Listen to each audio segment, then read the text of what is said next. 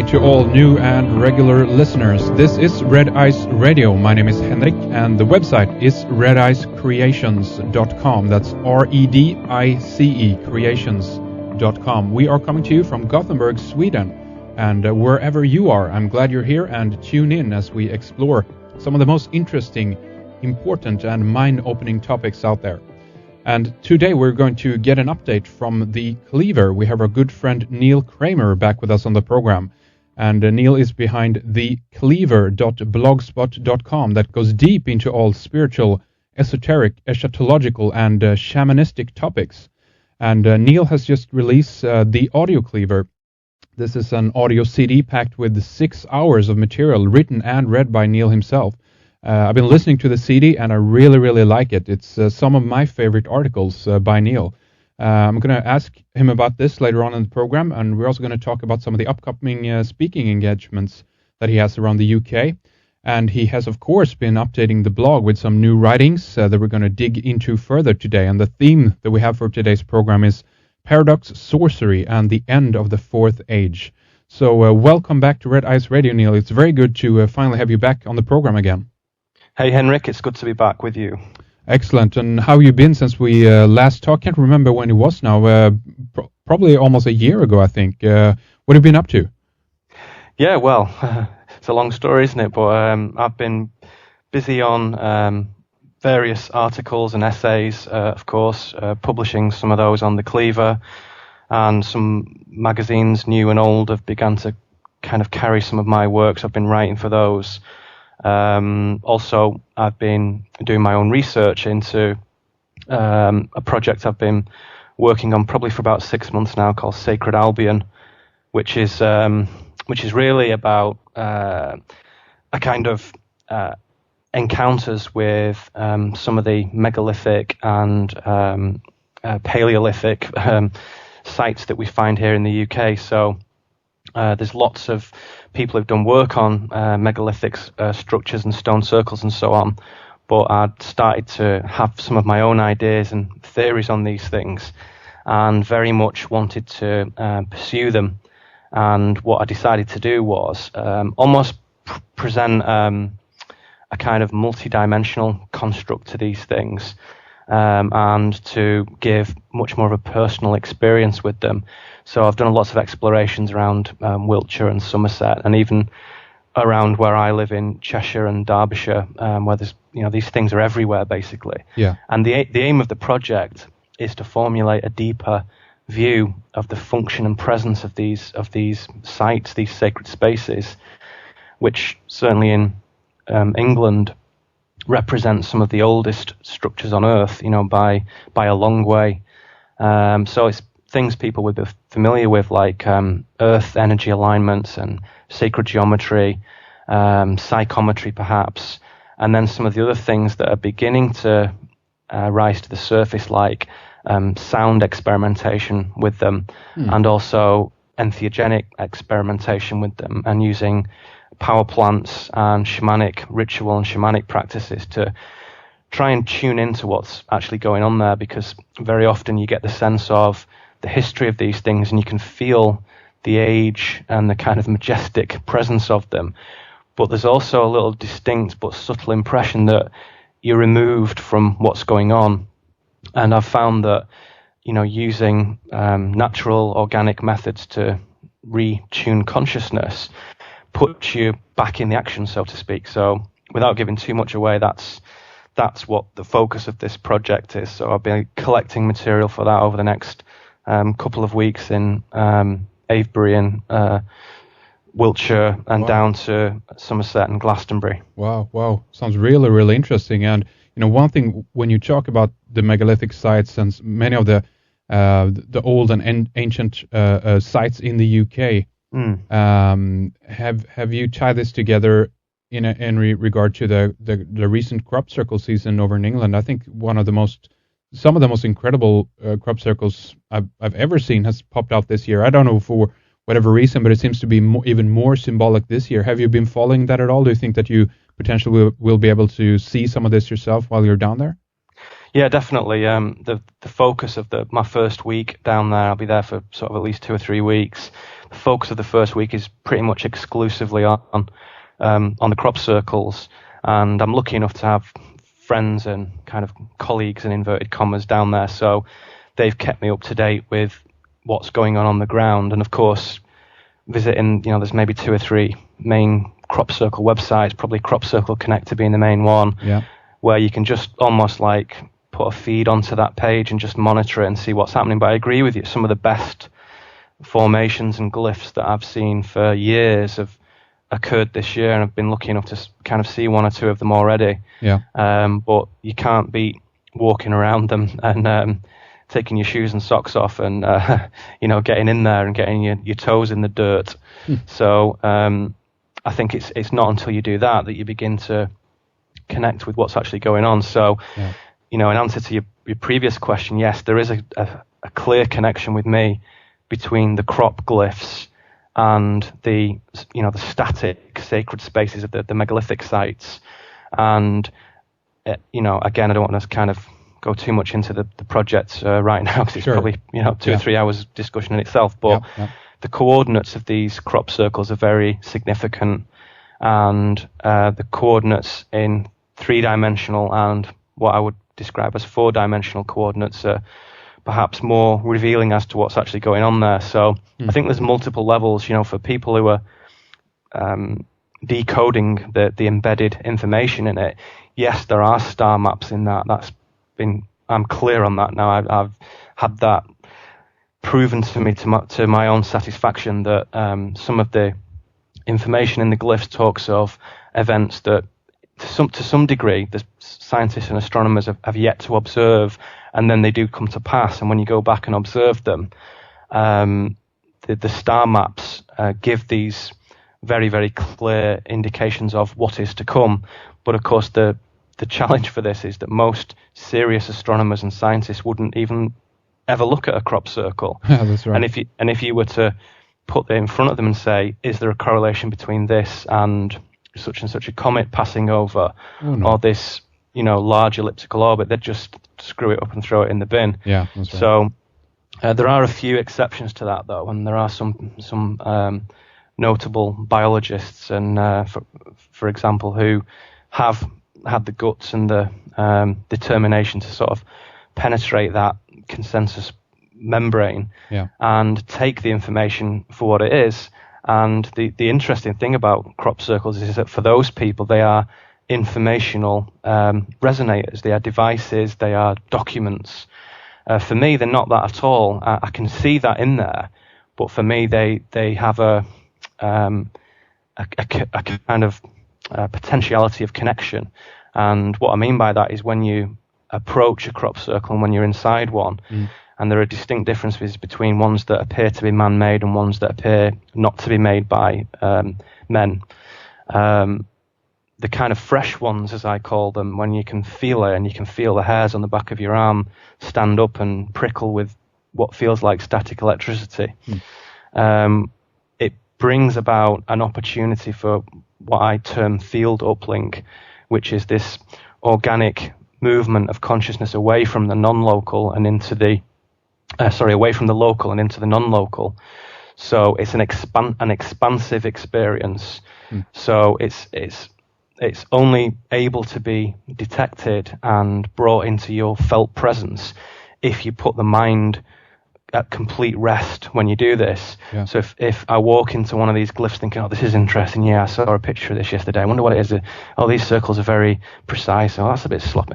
If that kind of brain churn is going on, then you don't see anything other than what is in front of your nose, which is special enough. But it's just a very one-dimensional view of it. That's right. Whereas if the brain can be put into a meditative state, and if you can kind of go in with a clear, still consciousness, then a much more holistic level of data is available to you. And as you connect with that, you realize that, as I say, it is an expansive process, and your conduction of consciousness becomes heightened. And then there are more subtle movements that begin to reveal, to me at least, what these things are actually about, and they're very, very subjective, very, very personal.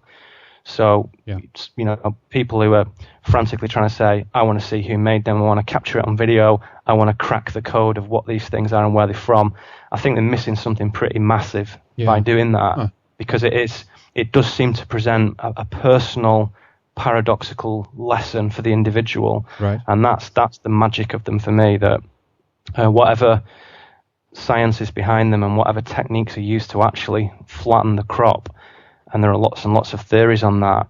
To me, it's incidental, really, and even to some extent, even the ones that are man-made, that's almost incidental as well. Yeah. So even the ones that are made by artists and hoaxers and good people and bad people, even they have merit to some extent. So it's never a question for me: is it men or is it ETs?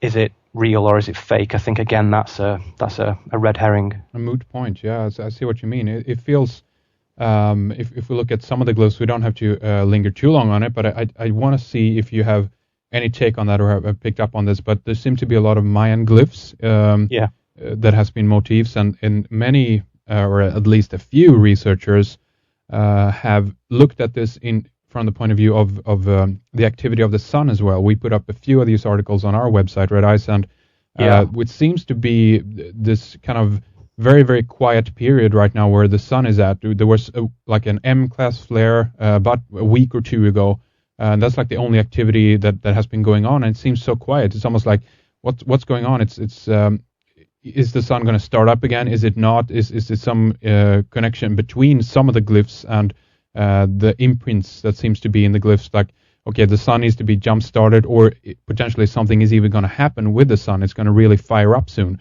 What's your take on this? Have you any sense of this at all?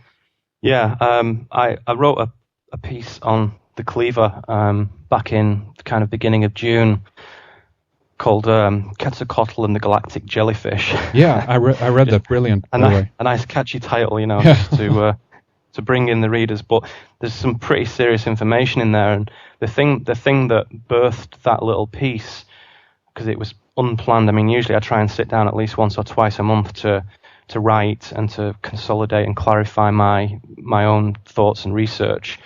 But this one just sprang into my head because, as I said in the piece, and people can go and check this out after they listen to the interview. But I was thinking about the very same things that you've just talked about, the connections between these different crop glyphs and solar activity, and particularly I was thinking about glyphs that had appeared not in cereal crop, not in wheat or corn, but glyphs I'd seen in ice and water the previous year. Not personally, I saw photographs of them.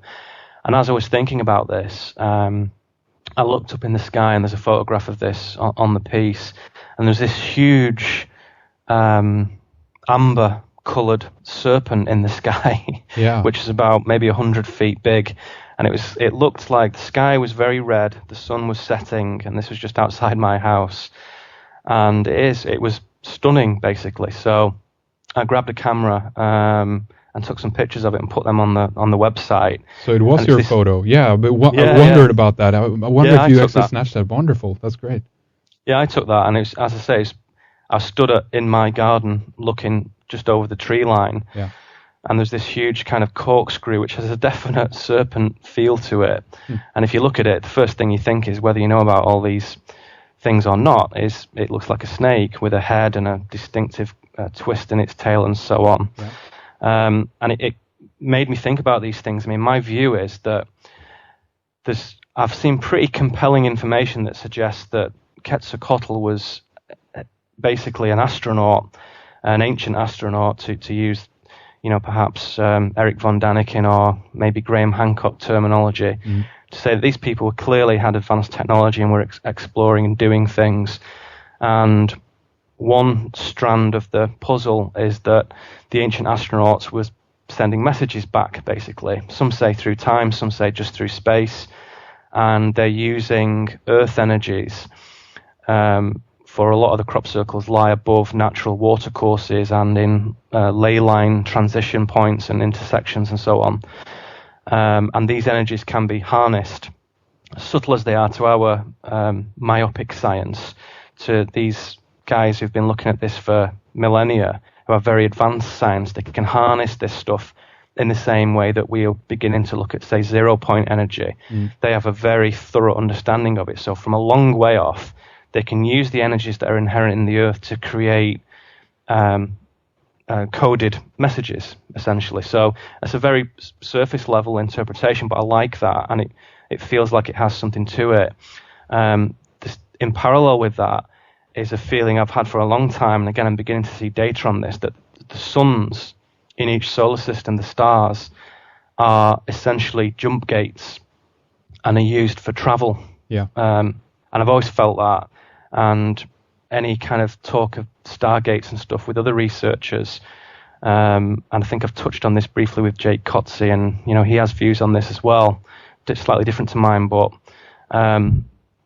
in my terminology and in my philosophy, the sun has a pretty key role to play in terms of, as we would think of it, interstellar travel, and I think they have properties of being able to bend or fold space. And so to fold space infers time travel. So if you can take your sheet of paper and fold it over on top of itself into a heart, take an A4 sheet and fold it into an A5 side sheet, punch a hole through it. From the outside observer's point of view, it appears that the object or the person has traveled very quickly. From the experiencer's point of view, it's instantaneous. And that punctured hole through the piece of paper is a star or a sun. And I feel that has the necessary sort of quantum energy potential to be able to achieve that. And there is definite, clear resonances with a lot of the circles. In fact, I saw a discussion on this once, and none of them are actually circles. Not a single one is ever a circle. So they're all ellipses. So glyphs is a better description, because increasingly, as you say, the Mayan and Aztec iconography depicts lots of triangles and rectangles and so on. And I think in the early days of the 90s, when these things became prominent, everything was circles and dumbbells. And when you first started to get right angles and triangles and hexagons, that was quite a big move. But of course, in Mayan art, the triangle and any sort of polygonal shapes are pretty commonplace. So even in themselves, just the sheer beauty of them is amazing. Yeah. And I would still challenge most, human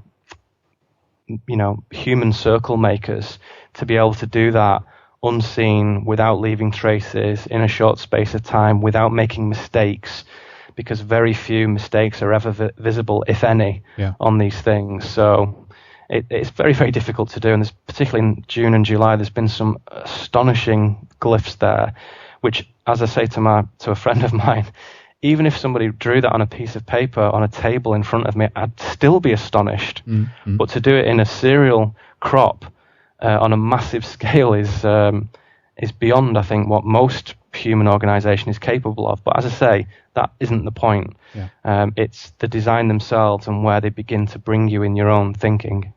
Absolutely. And Neil, I want to do touch upon within this hour a little bit on the audio cleaver, and maybe we can return and talk a little bit more about some of the glyphs and tie this in with our discussion later on here. But what you've been doing here is really, really, really great. I really like the audio cleaver. You sent me a copy. I've been listening to it, and what I can say about it is that, as I mentioned, some of my favorite articles that you've been writing are read by you in the CD, and it's really clean, clear, and easy. I like the introduction to it and everything, with a kind of a meditational bell, sets the tone very nice. I really enjoyed it very much. But tell people who don't know about it what you've been up to. Yeah, the audio cleaver was suggested to me by quite a few people as a new way to imbibe, if you like, the knowledge and the insights and the writings on the cleaver. So basically, it's an audio book. And you can put this thing on your MP3 player or your hi-fi or your laptop or whatever. And the content of it is really all the key main essays from the Cleaver from 2006 right through to spring 2009. And that constitutes over 6 hours, nearly 7 hours of material. I can't quite remember, but certainly 6.5 hours material, let's just say. And what I'm aiming to do really with the Cleaver, of course, is stimulate each stage of, these awakening gates, as I call them. So throughout the Cleaver, whatever your area of speciality or interest or research, whatever tickles your fancy and whatever stimulates you, whether it's to do with initial engagement or unveiling or expansiveness or integration, I hope to cover those things in the Cleaver. So whether it's shamanism, consciousness, secret societies, psychic warfare, New World Order tactics, psyops, crop circles, etc. These things to me are all connected and all represent different sides of the same shape, if you like. But throughout these things, and certainly with any kind of unveiling process where we're looking at the shadow side of things and exposing control tactics, what's critical to me is to put across empowerment to counterbalance that. So wherever this darkness is, necessarily explored, I always present the path of gnosis and agility and evolution. And all these things are incredibly fundamental to the journey. So you need the shadow and you need the light. And I don't like to tip too heavily into either camp. So I'm aiming for balance. So as well as all the essays, there's some new material on there that isn't available anywhere else, dealing with a lot of questions that people ask me about, what can I do? I don't write, or I don't, draw or paint. What can I do though? How can I express my participation in this process, in this unveiling? I've discovered these things. I feel there's something inside that I want to get out. What can I do? How can people find the others? Yeah. And, most importantly, what can people do to integrate all this esoteric knowledge that is discussed, particularly on shows like your own? How can they integrate this into their daily lives? How can they unplug from the matrix in a real sense? After they've listened to a Red Eye show and you turn your thing off, then what do you do? Do you go and watch, Coronation Street and have a cup of tea and go to work, or right. How can you begin to transform your life? So this CD is full of high quality MP3s, some beautiful artwork by a guy called Flavio Takamoto, and you can go to cleavermedia.blogspot.com and purchase it from there. Or you can go to thecleaver.blogspot.com and there's links there too to purchase it. So it's very simple to get, ship it worldwide, and I've had a lot of excellent feedback from those who've bought it. Sold a lot more units than I expected, so I've had to order the sort of next batch of them, which is here now, so they're ready to go. Excellent. And tell me a little bit about the choice of format, an audiobook as opposed to a regular book, shall we say. Do you think it's better? I mean, I really like the way it's being read, for instance, and even some of the articles that I've been reading, as opposed to when I hear you read them. It has been different. It changes a little bit, so to speak, because I read them a certain way, but you read your own stuff in a different way. So how do you think that it's a better delivery method, so to speak, than writing? I think if you want to be really kind of incisive about this, I think pretty much most people under 30 like audio and video better than text. So maybe some people rolling their eyeballs at that, but that is the case to some extent. A lot of people love reading and books and essays, and some people say they'll get the Cleaver and they'll print a big stack of it off on their printer, staple it together and then go and crash it on the sofa and just read it for, as if it was a book for an hour or two. So it depends. Everybody's got different tastes and views on this stuff, but certainly in my life, what I tend to do is load up my MP3 player with maybe 5, 6, 7 shows that I regularly listen to, and it's there and I carry it with me all the time. And if I'm driving in the car or if I'm walking somewhere, I can absorb that knowledge on the go, basically. And there is something nice about having it read as well. And there are some texts, for example, I've always secretly kind of put off a little bit and thought, I must read that one day. And someone will say, have you ever read such and such? It's really good. You've got to read. I say, oh yes, I will. I'll read that one day. Yeah. If somebody gives it to me as an audiobook, to be quite honest, it's far more likely to get absorbed. So somebody, for example, I've been meaning to read Eckhart Tolle's work for a long time, Power of Now, and his new book, New Earth. And I said, yeah, I'll get around to that. And I kind of know what he's talking about, Tolly. He's a good guy, I like him, seen a few clips of him, but I'll get around to it. And I never did. And then someone said, here you go, here's the CDs, borrow those, listen to them, see what you think. And that was it. And within the space of a weekend, I've kind of absorbed all his main work. And not only that, but I've kept, one of the books on my player because it's just good. It's just good reference material. Yeah. So, from personal experience, that's the case. And a lot of people, as I said, had said it would be really good if this was available as an audio book that we could listen to. I can lie down or drive or walk or whatever. So there it is. It's something you can listen to and do other things and, experience it in a different way. As you say, with me reading it, trying to, put across certain points and certain gravity in certain words and certain humorous bits or whatever with personality. So I do hope that it brings it to life as well. Beautiful. And again, for people who are interested, head on over to cleavermedia.blogspot.com or the regular blog, thecleaver.blogspot.com to check it out if you're interested. And also beyond that, Neil, you'll be doing some speaking engagements around the UK this coming fall, isn't that right? Yeah, it's what these things are like. They're subject to change and stuff all the time. So I'm always very careful about saying I will be here, there, because then I'll get an email back from the organizer, we're not going to do it, we're going to do this instead. And okay, right.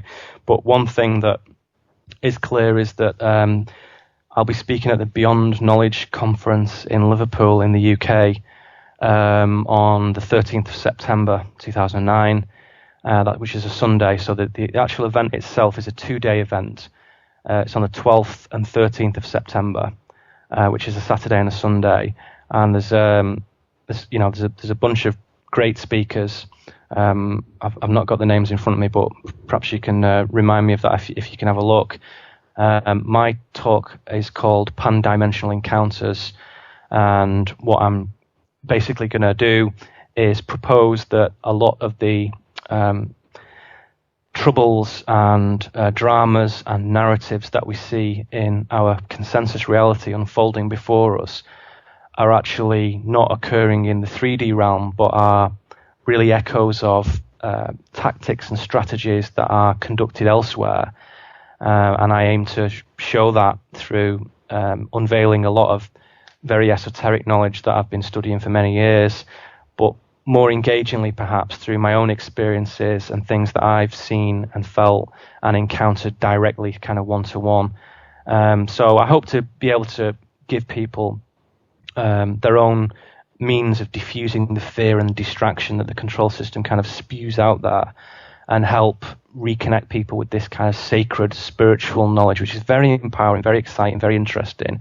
There's no kind of woo-woo stuff, and it's really about ascendancy and transcending the egoic state of humanity and integrating these very primal energies of what we may call the other, and beginning to also acclimatize oneself to what I term the hyperspace of the 5D.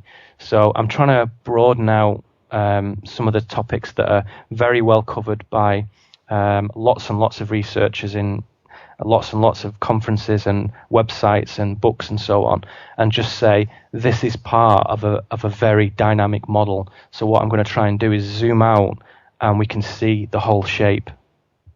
Beautiful. And I want to mention also that those of you who are regular listeners will know that we were at the Beyond Knowledge last time they held it, and we are going to talk with Dave Truman, who's behind the conference, and see if we can go over there or not this year. We'll see what happens there, but I hope we can get the time to attend. And there's a few other speakers there, like Nick Pope, David Griffin, Ralph Ellis, Peter Robbins, Steve Bassett, Andrew Johnson, Ian Crane, Jeff Stray, Jim Morrison, then of course yourself. So hopefully it will be another good event. Yeah, it's going to be a great event, and I believe it was very well attended last year. There's a very good vibe to it, a lot of opportunity to interact with, speakers and delegates and organisers who, can just share information, swap ideas, and just talk to each other. So it really is something that I'm very excited to be part of. Very, very good. And So again, there's more info about this on the Beyond Knowledge website, and we'll see if we link that up, of course, later on in regards to if we're going to attend or not. But hopefully we'll get to see you there as well, Neil. Yeah, fantastic. Okay, so what do you say? Shall we dive into some of the main topics here? We have let's do that. We have one thing I wanted to ask you about it right away is basically we had this theme here of paradox, sorcery, and the end of the fourth age, and I want to just dive into that question of the end of the fourth age right away, because I think that mostly kind of dovetails with what we talked about before we talked about the audio cleaver, mainly this idea about the sun activity, the Mayan connection, and the end of the current state of or age that we're in right now. What can you say about that? How do you view what's your outlook on that, Neil? Do you think that we have to, or rather are we in a position right now where things as we perceive them are going to end and we're going to go into a new era or a new age? What do you think?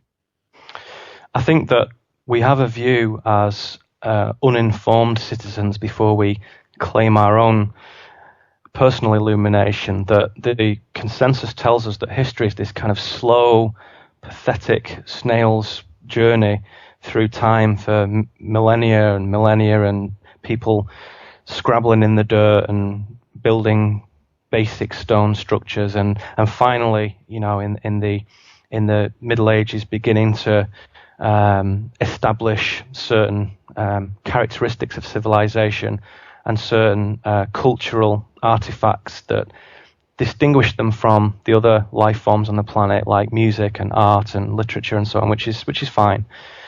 But I think pretty much everybody who listens to your show, who listens regularly, will have come across lots of fascinating alternative historians who basically explode that notion that it is a linear progression from 0 to 60 or whatever. And what we actually have is a series of ascensions and falls, and a series, the graph would kind of look like a sawtooth graph where it rises up and then falls down, rises up and then falls down, and so on. And those periods of time may be anything from 2 to 5 to 13,000 years, depending. And we have these great cycles of 26,000 years that are linked to certain solar events and galactic events. But throughout the history of people like the Hopis and the Kogis and the Mayans, we see that they distinguish these particular ages quite clearly. So, for example, in the Hopi tradition, they actually sort of delineate 9 worlds, 3 previous worlds which we've already been through, and in their system we exist now in the 4th world. Following that, there are 3 future worlds that we have yet to experience. But in this 4th age, as they have it, the 4th creation of the world, to put it more accurately, they say that at the beginning of this age, their elders came in from boats from the west and across a kind of chain of islands which they referred to as stepping stones, some of which submerged after the migration. And you can draw allusions and links to some continents that have famously been there and then not been there anymore. Yeah. So we'll say no more about that. And what they say is during this 4th age, we are to experience a kind of war of spiritual conflict with the material world. So the old consciousness comes into conflict with the new consciousness in one way of describing it. And this time is now. And in their prophecies, this will be heralded by the blue star Kachina. And as this figure, this divine entity, as he dances in the plaza and removes his mask, this blue star from far off is visible. At that point, previously it's invisible, but it's due to make this appearance soon. And this heralds the end of that age. As with the Mayan prophecies, this doesn't mean the end of the world. It doesn't mean complete disaster. It brings us to the emergence of a future, a 5th world, which, interestingly, with the Hopi tradition, they say has already begun. And they describe it, obviously, in a lexicon that is very closely bound to the way they live, close to the land. And there's lots of talk of, food and seeds and stars and water and rivers and so on. So in the Western abstract way of thinking, in our mindset, we would naturally seek to find more philosophical and metaphysical language which isn't there, so it has to be interpreted. But even so, they talk of seeds being planted, new plants from an old world appearing from old seeds, and I think they mean that both literally and metaphorically. And also new seeds in the sky, and they say that these new seeds in the sky are what we call stars. So again, that brings us back to this sun connection. Yeah. And also seeds in our own hearts. So they complete the cycle by saying this whole thing, whether it's a seed in the ground or a seed in the sky or a seed in your own heart, they are essentially the same thing. And they state that very clearly. All these are the same. Just depends on who you are and your perspective and how you look at them, but they are one and the same thing. And I think the prophecy and the timeline of the Hopi can be probably best understood in this sort of fantastic petroglyph that was carved into a rock cliff in the Black Mesa in Arizona 2,500 years ago. Yeah. What it shows is two diverging paths. This is as interpreted by a guy called Sun Bear and some of his colleagues. And these two divergent paths show us the point where the different worlds intersect each other, if you like.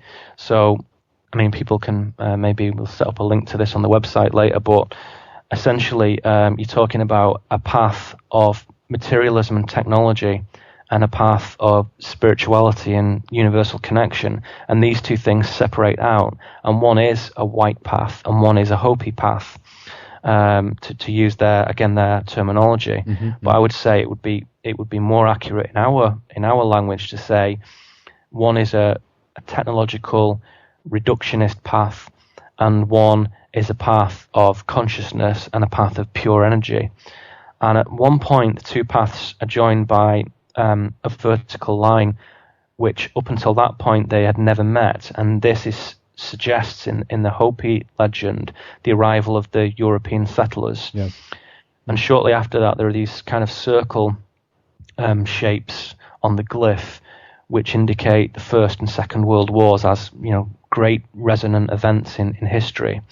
And then further along we see a much greater line that links the two paths together, which to me infers a dimensional portal, a crossroads of great choice, of great gravity, which path we are to follow, the path of technology and the reductionist mechanical nuts and bolts world, which obviously has its benefits, or the path of spirit and pure energy, which obviously also has its benefits. And this is the critical choice of what we find in front of us today, and markedly this is today, that line is today in their timeline. And today I mean now, at this point in time.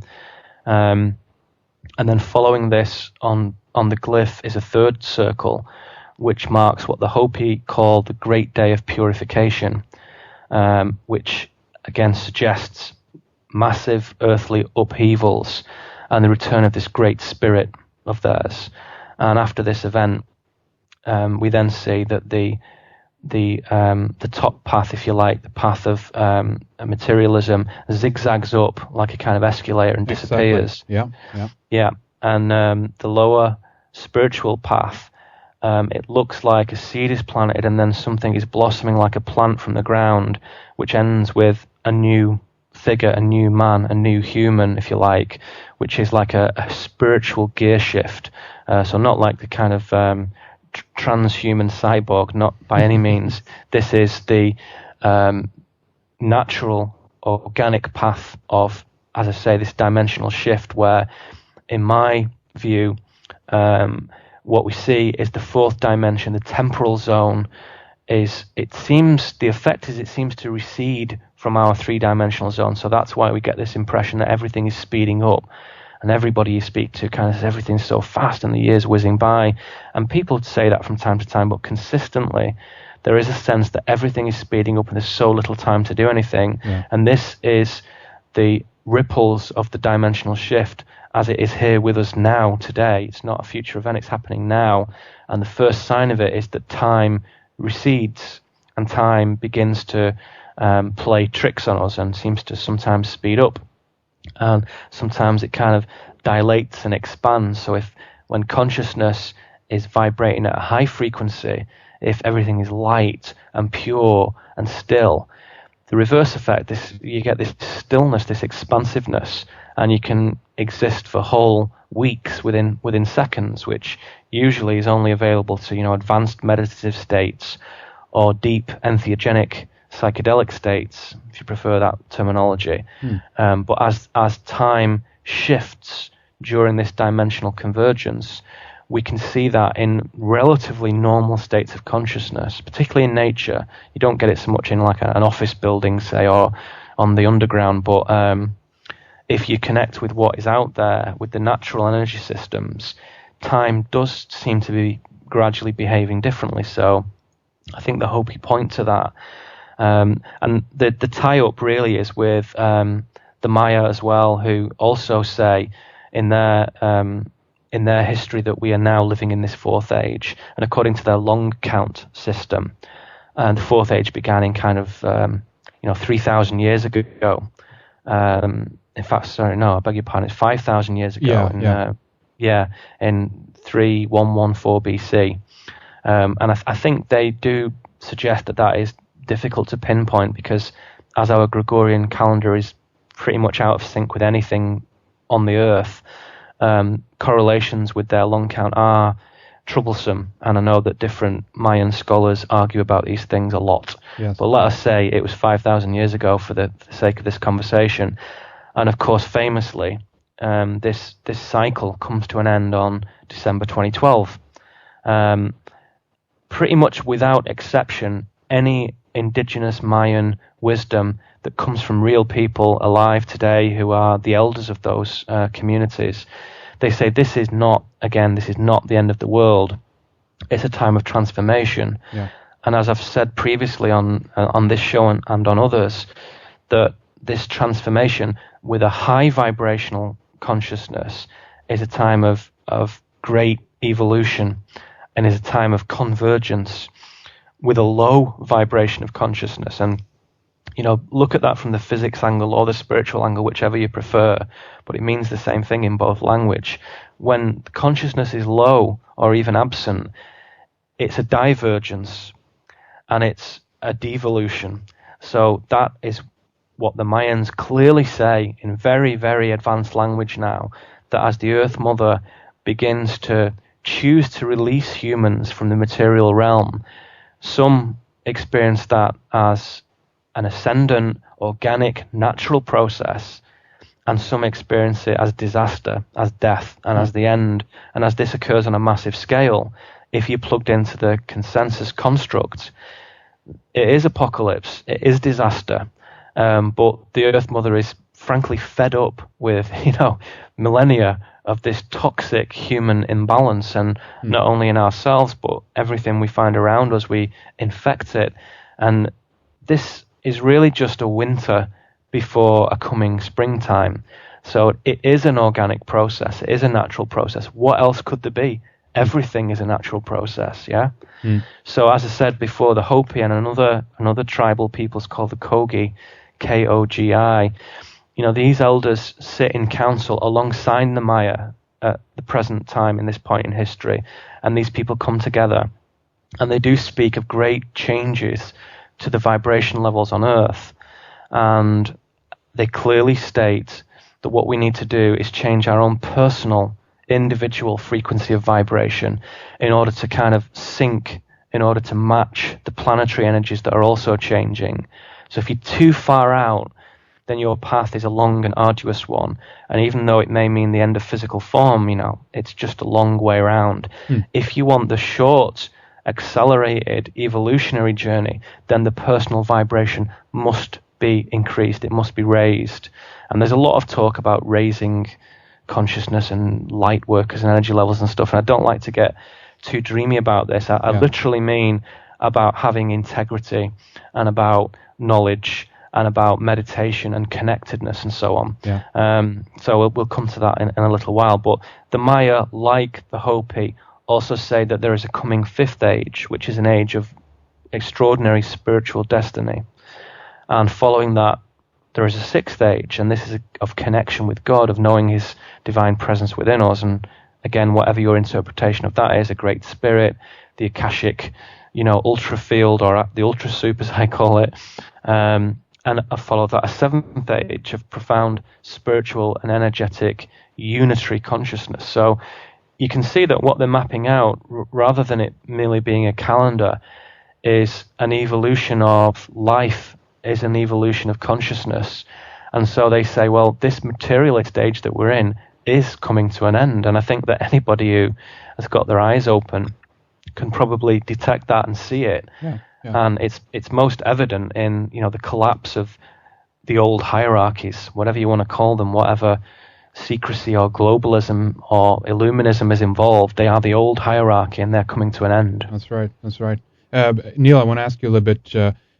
We don't have too long in this segment, and we might have to take a break in between. But again, I want to go back to the Hopi Prophecy Rock and look at the two paths that you talked about. Sure. And you just something that I've been fascinated as well for a long time with this particular another glyph, we can say, or stone carving, and the two paths divide, and we have the connecting line that you said that we're kind of, this is the period we're in right now. It seems to be that this is the breaking point, so to speak, but where things take off. And to me, it seems like, just as you say as well, that this seems to on one level signify the choices that people can make at this particular time. Do we go with this totally artificial, you use the word transhuman, way or path, or do we go on the more natural spiritual path? And to me, it seems to be that the both will exist at the same time during a time. And do you think that the one is jagged, that is broken off, is the one that ends, or how do you view those two paths? I think ultimately everybody is kind of safe. Everybody, whichever path you choose, is safe and is infinite. What we're talking about here is the nature of the path you choose and the nature of the experience that you bring upon yourself. So it may be a long, dark, difficult path. So choosing an artificial, synthetic, materialist path is not a wise move, I would suggest. Choosing the path of integration, of spirituality, of expansiveness, is a much better path, and it brings all the best things of the stuff that we would like anyway. So it is embedded with not only this kind of gnosis and this higher vibrational, higher dimensional resonance, but it's also embedded with very human things like art and like relationships, music, togetherness, love, permaculture, growing your own food and vegetables. However mundane you want to make this, or however exciting you want to make it, it is the human path. It is the normal, natural human trajectory. The other path is not a path that is being guided by humans, and not at any level. And again, whether you want to speak about it literally or metaphysically, it is an inhuman path. So that choice has to be made. And as I say, in the grand scheme of things, if you really zoom out a million times and look at the entire structure of existence from a long way out, it doesn't really matter in the end of the day which path you choose, because you will get there in the end. And in the same way that the Buddha reaches enlightenment at the end and makes a choice as a bodhisattva to say, no, I'm not going to cross over that threshold. I'm going to return until every last person gets there and gets through and comes to this state of, blissful awakeness, and who is tuned into the universe and creating, every fulfillment in their own life possible. Then this bodhisattva character stays behind and says, I'm going to stay. And he stays because he knows that in the end, everybody gets there, including himself. So it's not a suicide mission. It's just a long way round. So I think we must have a positive slant on this to say that whatever happens, if we view this within the myopic, insentient sort of perspective of saying there is one life and you've got 80 years and then you're dead, then it doesn't really make a lot of sense, any of this. And it's just like, well, have as much pleasure and silliness as you can and whatever. Yeah. I don't think anybody who listens to this program feels that way. In a much larger perspective, you can't really go wrong. It's just how quickly you want to move through this training system, through this extraordinary life. So I think that the organic path, the natural path, is the path that you will choose, and you will choose only the right path at the right time for you. But it does, of course, seem that the spiritual path is quite unusual for the Western mindset, because we've grown up in this nuts and bolts reality, which is constructed of really consumer aspiration. And for many people, even very well-intended, intelligent people, and there's such a level of spiritual poverty that even mention of that word makes people roll their eyeballs, or makes people think, oh Christ, what's he talking about? And this is rubbish. Yeah. And however eloquent and funny or brilliant or aggressive the speaker is, depending on everybody's different styles, most people are just not interested at all in that kind of stuff. So even in my own work, I've begun to, in some instances, shift the language and not use that word. So there is old terminology like spirit and light and destiny and fate and all these kind of things. And then there is new terminology like consciousness and multidimensionality. And it, to some degree, it depends on what the audience is that you're speaking to, whether it's one guy sat in a pub over a table from you, or whether it's 1,000 people in an auditorium, or whether it's 200,000 people reading something on a web page. It's wise to be able to modulate your language and to be able to adapt to the situation. It's no good just going in and effectively just hitting play on a tape and saying, blah, blah, blah, blah, blah, this is my pre-recorded message, listen. I long ceased to do that when I was probably about 19. It's just not a good move to do that.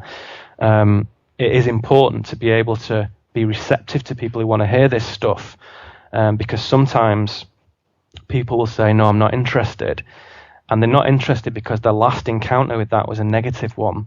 So it's a bit like if you've had a bad experience on a bottle of whiskey. The mere whiff of the whiskey itself, even 25 years later, will knock you sick. Yeah, that's you think, I don't even want to talk about that. I don't want to know about your single malts.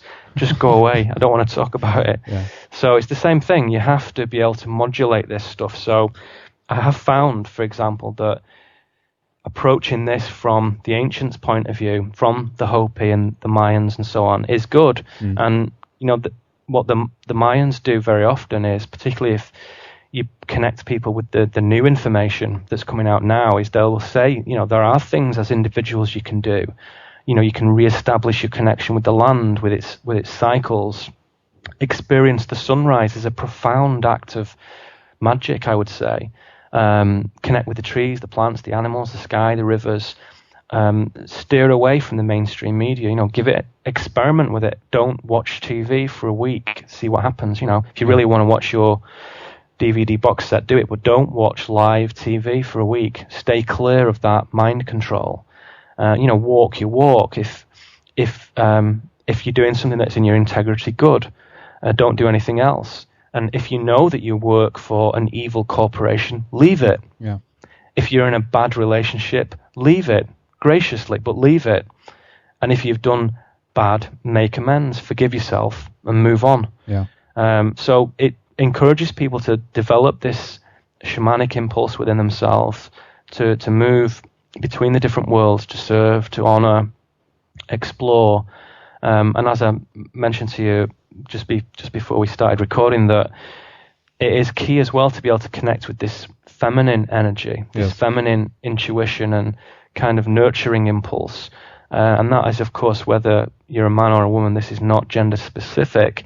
This energy, and this is something I'm going to be exploring in the next 2 or 3 weeks in England, this energy is vital to achieving this kind of higher vibrational frequency, because it has, with the ascendancy of the material world, it has been shoved out of the way, basically, has been suppressed.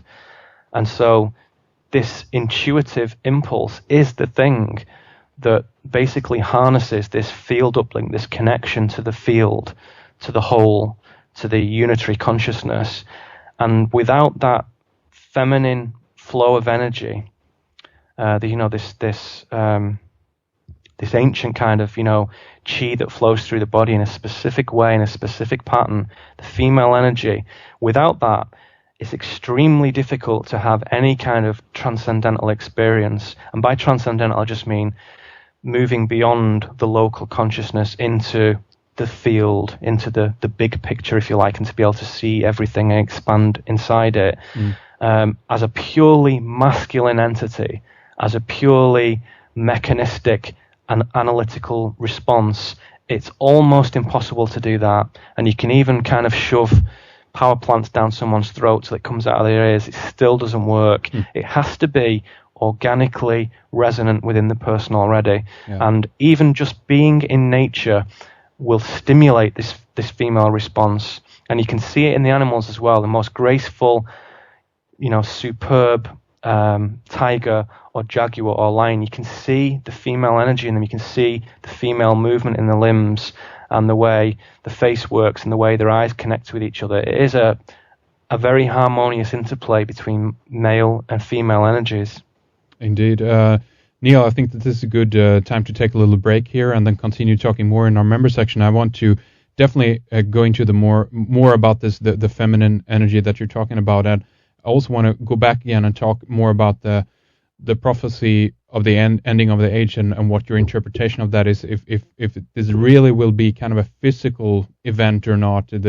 There's talk about the double catastrophe, which connects with this Kachina star that you talked about before. Yes. And see what your interpretation of that is, and also this path that we potentially are choosing now. Are we going to go the mechanistic machine type path or the spiritual one? And if these two in some way have to clash because there's something in us that we need to kind of root out. I don't know, but I'm going to ask you more about that later on. But please finish up this segment for us, Neil, by letting us know your websites again, and also, of course, remind us again where people can go to get a copy of the audio cleaver. Okay, my main website is thecleaver.blogspot.com, which has all my writing and all my kind of key messages that I put out there, and essays, new essays. There's one up yesterday about Gnosticism and witchcraft and sorcery, which is very, very key to a lot of the things I've talked about. There are links on there to the audio cleaver. If you want to go straight to where you can get the audio cleaver, go to cleavermedia.blogspot.com, and there's a link on there with some photographs of the product itself and some kind of people who have already enjoyed it and what they've said about it and a description of what it is, and you can just buy it straight from that page. So yeah, please take a look at that. And as I say, also later in the year, although it'll be here before we know it, the Beyond Knowledge Conference is on the 12th and 13th of September 2009. I will be speaking on the Sunday, on the 13th, so please come along if you can.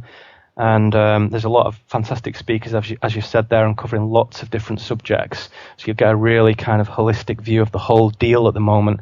Lots of good advice, lots of practical tools that you can take away with you, if you like, psychically speaking, that will empower you and enable you to kind of combat the control and the negativity and diffuse a lot of the fear and just get on with creating your own reality, basically. So it promises to be quite an exciting event, and the organizer's a really great guy, and he's making sure that it's quality from top to bottom, really. So it's in quite a kind of groovy urban art gallery setting, so it's not all chrome and glass, but it's pretty cool inside, and there's some chill out zones and stuff. So if you can, get along there. So that's in Liverpool in the UK on the 12th and 13th of September.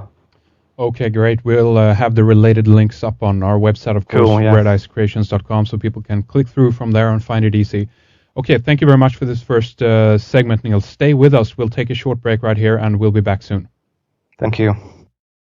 We have a jam-packed hour 2 coming up for Red Eyes members with Neil Kramer. We are going to start things off talking more about the end of the Fourth Age and a possible upcoming catastrophe. We'll talk about the sun, cosmic radiation, and a consequent transformation and mutation of the human species. We'll ask what will happen to the people hiding in the underground bases and bunkers during this time, like the elite, for instance. We'll discuss sorcery, the definition of that word, and the power of paradoxes. What is fear? How fear is being harnessed by other unseen forces as a source of power or energy. We'll talk about the influence of television and the media in general, and how this contributes to increase fear in the unconscious viewer. We'll also talk about witch hunts, religion, and then tie it all back together to the paradox of crop circles. So don't miss this second hour with Neil Kramer from the Cleaver. The website is redicecreations.com, redicecreations.com. Click on subscribe to sign up and tune in. You'll get instant access. It's only 11 euro cents per day. Try it out for 3 months, and you can access all the content on there. Coming up on the show, we have Lennon Honor. We are also talking with David Icke to try to get him on the program soon, and Alfred Weber will join us at the end of this month. And also a part 2 with Henry Macko is coming. We have webcasts with Daniel Tapman and Michael Tessarion in the pipeline. But now join us for our second hour just after this short break.